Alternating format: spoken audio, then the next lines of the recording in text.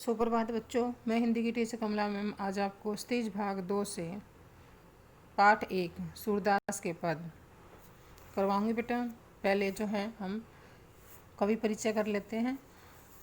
जो है सूरदास जी हैं, जो भक्तिकालीन जो हैं कवि थे, जिनका जन्म 1478 ईस्वी में मथुरा के निकट रुनकता या रेणुका क्षेत्र में हुआ था। और दूसरी मान्यता के अनुसार उनका जन्म दिल्ली के पास से ही यानी कि बल्लभगढ़ हरियाणा में बताया जाता है। वे एक सच्चे श्री कृष्ण भक्त और संगीतकार थे।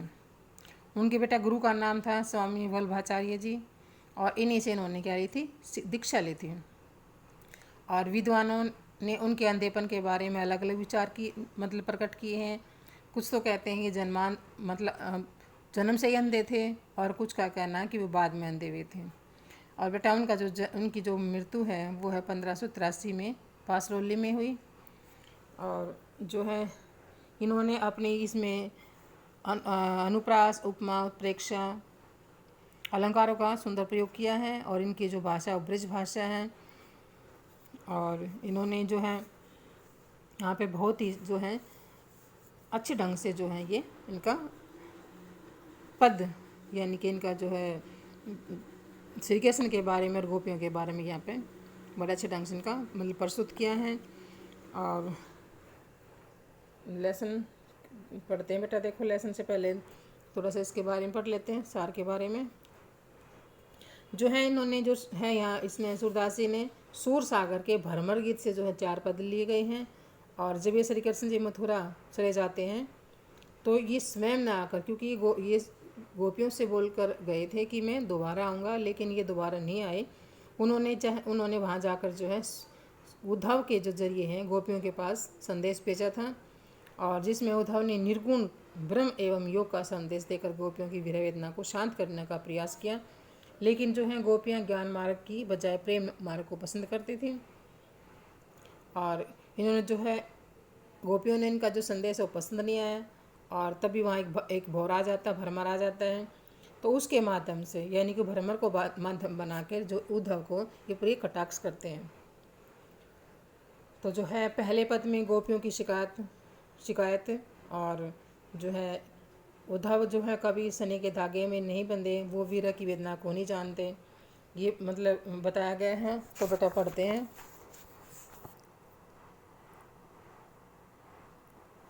कहता है कि उद्धव तुम हो अति बड़भागी। उद्धव मीन्स हे उद्धव, तुम हो अति बड़भागी। तो बेटा बड़भागी होता भाग्यशाली। कि हे उद्धव, तुम सचमुच बड़े ही क्या हो, भाग्यशाली हो। अपरस रह स्नेह तगा ते। तो अपरस होता है अछूता, तगा होता है बेटा धागा, यानी कि तुम हमेशा प्रेम के बंधन से दूर रहे हो। नाहिन मन अनुरागी, प्रेम में अनुरागी होता है प्रेम में डूबा हुआ, यानी कि जो तुम्हारा जो मन कभी प्रेम में नहीं डूबा, यानी कि कभी प्रेम में लीन नहीं हुआ। किसके में? श्री कृष्ण के में। पुरइनी पात रहत जल भीतर, तारस देहने दागे। पुरइन पात होता है बेटा कमल का पत्ता,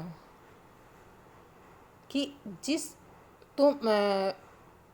तुम जल में रहने वाले कमल के पत्ते के समान हो, जो पानी के भीतर भी रहकर क्या रहता है, जिस पर दाग धब्बे नहीं होते, वो जो सुरक्षित रहता है ना। पुरैन पात रहत जल भीतर, कि पानी के भीतर रहकर भी जो कमल का जो पत्ता होता है, ता रस देहने दागे, उस पर कोई दाग धब्बा नहीं लगता, यानी कि सुरक्षित रहता है। उस पर जो जल महातेल की गागरी बूंदने ताको लागे। उसी प्रकार जो है इस पे जो है गागरी होता है बेटा मटका, कि जो है इस पर जो श्री कृष्ण की अर्थात श्री कृष्ण के पास रहते हुए तुम्हारा जो है प्यार, मतलब श्री कृष्ण के प्यार पर कोई भी प्रभाव नहीं पड़ा।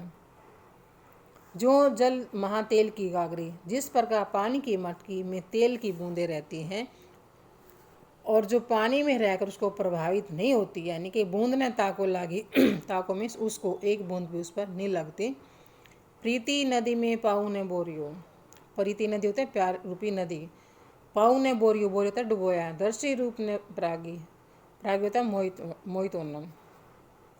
तो उसी प्रकार जो है तुम कृष्ण के साथ रहते हुए भी हमेशा उसे अछूते रहे। प्रीति नदी यानी कि प्यार जो रूपी जो नदी है उससे हमेशा क्या तुम दूर रहे। श्री कृष्ण प्रेम को तुमने अपने मन में नहीं आने दिया। तुम आज प्रेम रूपी नदी में नहीं उतरे, यानी कि इसलिए जो तुम है उसको परख नहीं सके प्रेम को, नहीं तुम प्रेम के प्रभाव को जानते हो, नहीं तुम प्रेम को जानते हो। सूरदास अबला हम्बोरी गुड़ चाटी जो पागी, तो पागी होता है लिपटी हुई। सूरदास जी कहते हैं, फिर सूरदास जी कहते हैं कि ये जो है गोपियाँ कहती हैं कि हम भोरी, हम तो जो हैं भोली भाली क्या हैं गोपियाँ हैं, जो श्री कृष्ण के रूप सौंदर्य से इस प्रकार लिपटी हुई हैं जैसे गुड़ चाटी जो पागी, जिस प्रकार चींटियाँ गुड़ के प्रति आकर्षित होकर उसमें क्या हो जाती लिप्त हो जाती हैं और वे उससे अलग नहीं हो सकती, उसी प्रकार जो है हम श्री कृष्ण के प्यार में बंधे हुए हैं और हम श्री कृष्ण के से अलग नहीं हो सकते।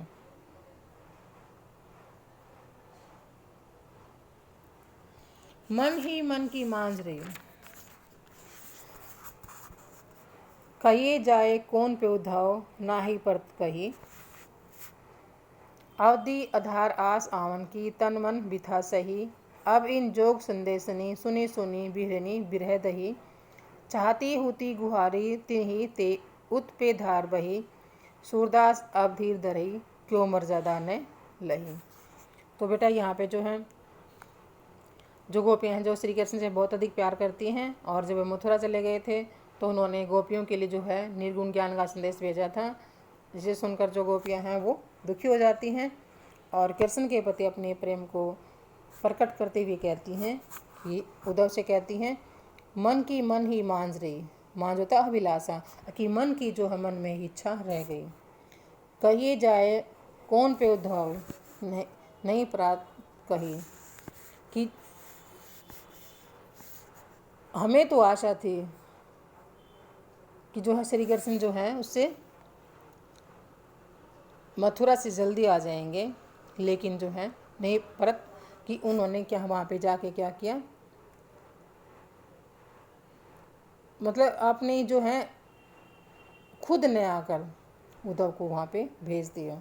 कहिए जाए कौन पे उद्धव, ना ही परत कहें, कि जो है यहाँ से बेटा यहाँ से होगा मन की मन ही मांझ रही, कहिए जाए कौन पे उद्धव, ना ही परत कही।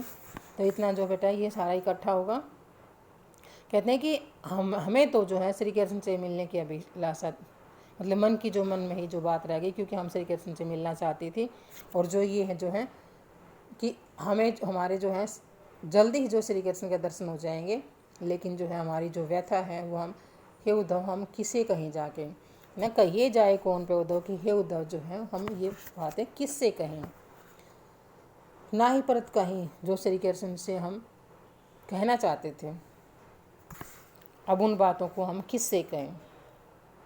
अवधि आधार आस आवन की, तन मन भी था सही, हम तो अपने मन की बातें श्री कृष्ण यानी कि श्री कृष्ण को कुछ कहना चाहती थी, लेकिन जो है श्री कृष्ण जी आए नहीं, तो हम किससे कहें।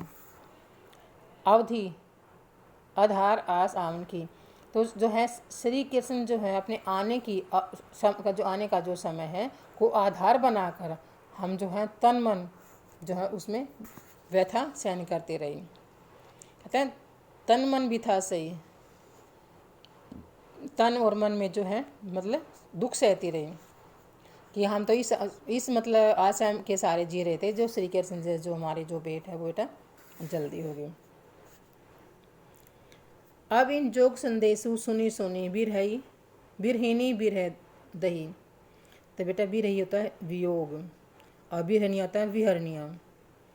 तो कहते हैं कि अब जो है ये जो है क्या नाम है, तुम्हारे मुख से जो है योग का संदेश सुनकर ब्रिज की बिरहनियाँ यानी कि ब्रिज की जो गोपियाँ हैं वो जो विरह की अग्नि में जो है